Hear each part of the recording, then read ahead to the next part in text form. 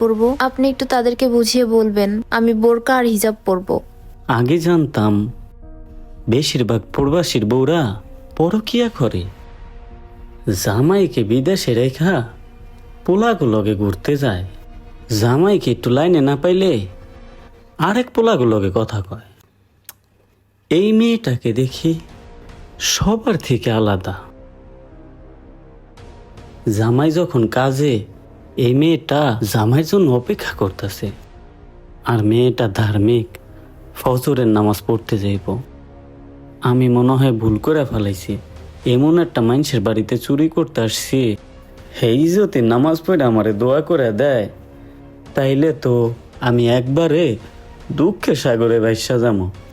না, মেয়েটা ঘুমাইলে সব কিছু ফেরত দিয়ে দিমু, কিন্তু ওই 10টা টাকা আর লিপস্টিকটা দিমু না।